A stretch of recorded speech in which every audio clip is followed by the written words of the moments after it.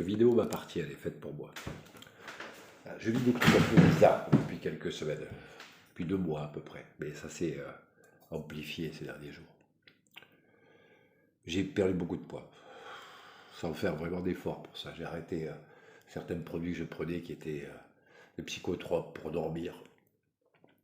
Roux me disait que ça faisait grossir. Alors je disais toujours oui, ok, mais je dors au moins. Là, je dors pas beaucoup. Mais c'est pas plus mal. De toute façon, j'ai jamais dormi beaucoup, même avant. Il faut rester en éveil hein, si on veut que tout se passe bien autour. Là, je vis quand même un drôle de truc. J'ai vécu un peu ça en 2016, lors de ma première expérience de la polyarthrite rhumatoïde. Là, je pensais que c'était ça, mais manifestement, j'ai pas les indices sanguins qui permettent de prouver que c'est bien ça. J'ai juste les facteurs de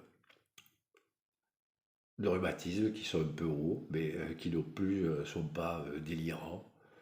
Et cependant, j'ai pas les articulations, mais je les sens parfaitement, comme si j'étais une machine qui bouge comme ça et qui entend tous les craquements de son corps. C'est très casse-couille. J'ai jamais vécu ça. Jamais. À part peut-être un peu en 2016, mais c'était la douleur qui était telle qu'elle ne me permettait pas d'entendre ces bruits là. Et là, j'entends tout comme une mécanique, comme mes Alfa Romeo quand elles travaillent du train avant là euh, sur un 4 axes et que se posent comme des guibolles de chevaux de trait pour pouvoir bien s'asseoir et relancer la bécane dès qu'il s'agit de faire la mécanica del emozioni. Et c'est vraiment le bordel. Je sais pas ce qui m'arrive. J'ai l'impression d'être comme dans un film de science-fiction américain, c'est The Reborn. Je J'ai jamais eu une analyse de sang aussi belle, à part les gamma GT, mais ça je sais, j'avais averti ma toubib, il faut bien dormir le soir, hein. Et puis de toute façon les gamma GT, en avoir un peu, c'est mieux que de ne pas en avoir, ça veut dire qu'on boit du bon vin. Après on peut le faire avec du mauvais, mais moi je le fais pas. Et c'est la merde, en vrai c'est la merde, parce que si je savais qui je suis aujourd'hui, je ne me poserais pas de questions. C'est pas le cas. Je me demande qu'est-ce que je suis en train de devenir. Tous mes sens sont en éveil. Je sens la merde à 20 mètres. Si quelqu'un pue, c'est pas lavé, que ce soit un mec ou une fille, je le sens. Une poubelle qui traîne, bah, c'est pareil, c'est détestable de marcher dans la rue. Alors je fous des parfums partout, là j'ai acheté tout un tas de produits odorants. Alors certains avec des tiges, des mèches, des ventilateurs, des trucs avec des têtes en bois pour que ça diffuse. Tout, j'ai acheté tout. Parce qu'il faut absolument que les odeurs ne m'atteignent pas. Sinon, je, je fais comme quand il s'agissait de nettoyer de mes enfants. J'ouvre la couche, je sens et je ne suis pas capable de torcher le cul. Je suis capable d'une seule chose, c'est de me barrer en courant dans les chiottes pour dégueuler. Et, euh, et voilà, c'est comme ça. Et les visions aussi, les visions sont parfaitement différentes d'avant. Là, je vois avec une acuité qui est anormale. Alors c'est vrai que des fois je la force un peu avec mes lunettes de sniper jaune, là, où j'arrive à atteindre les niveaux de colorisation qu'utilisent les aigles royaux, par exemple, avec leur putain de vieux jaune, là. Mais, euh, mais malgré tout, malgré ça, moi qui avais imaginé que l'opération de gain, qui est bon, avait raté, là, aujourd'hui, j'en perçois toutes les qualités. Putain, je vois tous les détails avec ces optiques Zeiss, là. Ces Allemands à la con, là. Putain, ils savent faire hein, dès qu'il s'agit de technologie. Et puis il y a longtemps, hein. On est bons, nous aussi, les Italiens aussi, les Européens en règle générale. Mais putain, c'est quoi d'allemand? Quand il s'agit d'ingénierie fine, ils se positionnent. Et la Zeiss, en termes d'optique, c'est quand même peut-être avec ce qu'était Leica avant, le top. Leica est plus capable de suivre, à part se vendre à n'importe qui fabrique 3 téléphones portables en Chine. Zeiss, eux, ils sont capables de mener leur marque et de développer ce qu'ils veulent et de réfléchir sur le sujet qui les intéresse. Et ils sont vraiment top. Là, il paraît que j'ai tout, là. C'est comme chez l'homme qui valait 3 milliards. J'ai j'ai les lentilles qui me corrigent les LED bleus, les gros culs, ça m'évite de les voir. Les moches aussi, pareil, ça les efface de ma vision. Je vois que les belles et les handicapés. Et les handicapés, ben, je les aide quand ils doivent monter un escalier ou n'importe. Je me porte à leur secours parce que moi-même je suis handicapé.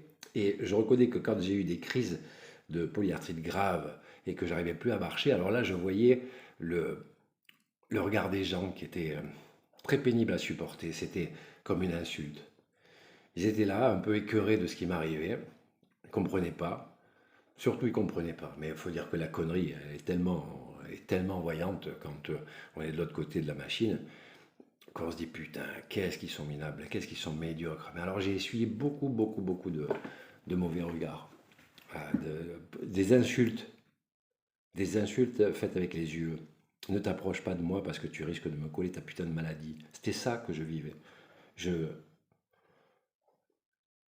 je pige pas qu'on puisse être comme ça. Parce que sans déconner, je suis un connard, un vrai, hein. Mais j'ai toujours respecté les handicapés. Des fois, j'ai plaisanté en disant, regarde celui-là, putain, il lui manque trois bras. Mais, euh, mais j'ai jamais, jamais, jamais, jamais, au fond de moi, je me suis jamais moqué d'un handicapé. Au contraire, ma grand-mère était aveugle. Quand j'étais gosse, j'allais au, à la croisade des aveugles. C'était un truc qui était organisé par l'association des aveugles. Et on allait bouffer par là, c'était très bien. On bouffait dans des beaux restaurants. Et moi qui bouffais pas très bien à la maison tous les jours, parce qu'on n'avait pas tous les temps des sous pour aller acheter à bouffer. Mais là, putain, je bouffais dans des vrais restaurants. Alors, c'était pas des étoilés, mais on bouffait bien. Et après, les aveugles, ils allaient visiter des trucs. Et ils le faisaient sans leurs yeux. Mais comme ils sont pas cons, les aveugles, ils comprenaient tout. Ils sont capables de percevoir. Ils ont des sens terribles. Ma grand-mère était aveugle, mais elle était capable de tout faire, y compris de coudre. Alors, c'était pas facile pour elle, mais elle foutait l'aiguille sur sa langue, comme ça. Alors, elle mettait la langue, parce que c'est l'organe, un des organes les plus fins, et avec le fil à coudre, elle titillait pour savoir où était l'aiguille. Hop, et ça lui permettait de viser bien le chat, la langue, parce que c'est extrêmement innervé. Elle était capable de repérer au millimètre carré où c'était. Hop, quand elle touchait le contact au milieu du chat, poum, le chai, c'est c'est un lapsus. Et boum, ah, elle enfilait le bordel et après elle était capable de faire quelques points. Alors c'était peut-être pas beau, mais elle le faisait. Et elle m'a réparé un pantalon qui pétait au niveau des fesses là. Un jour j'ai pris le bus, parce que j'allais à l'école en bus depuis l'âge de 9 ans. Aujourd'hui je ne me permettrais pas d'envoyer ma fille en bus à 12. Mais bon, à l'époque c'était comme ça. Par contre, il faut que je me lève très tôt. J'étais le seul à me lever. Tous les autres là, mes oncles et tantes, ils branlaient rien. Et tout le monde dormait, moi je partais à l'école. Et, euh, et pour aller à l'école, il fallait que je cours à la descente du bus 5 kilomètres pour pouvoir arriver à l'heure. C'était un bordel. J'avais deux lignes. Une qui me permettait, en théorie, d'arriver à l'heure, mais elle était toujours en retard. Il y avait un arrêt au centre-ville. Puis l'autre qui me laissait très loin de l'école, mais il fallait que j'aille à pied. Et puis, des fois, quand le bus il avait du retard, quand il me déposait, là, il fallait que je cours. Et il y avait ouais, quasiment 5 kilomètres. C'était un bordel. Je courais, je courais, je courais. J'haletais. Ma grand-mère me donnait toujours 2 francs pour acheter quelque chose au bureau de tabac parce que je ne déjeunais pas le matin. Alors, elle me donnait 2 francs pour que j'achète des bonbons ou quelque chose pour me ravitailler, quoi. Et je m'arrêtais toujours au Fontenoy, c'était un bar tabac là, qui faisait l'angle. Et ils avaient tout, même des pétards. Et des fois j'en ai acheté, mais pas souvent parce que je me servais des sous pour acheter des bonbons ou ils faisaient aussi des pots de chocolatine. Des fois je prenais des chocolatines. Et puis voilà. Puis le reste au prochain épisode. Chier. Maintenant il est tard, je vais aller me coucher. Et, je vais faire une bibliothèque là. Parce qu'il faut que j'arrête ça, là. C'est une vraie merde, ça va bousiller les poumons. Mais qu'est-ce que c'est bon cette saloperie. Putain, c'est la seule chose qui commence par L, qui est féminin et qui est là depuis toujours, fidèle, pas comme les autres.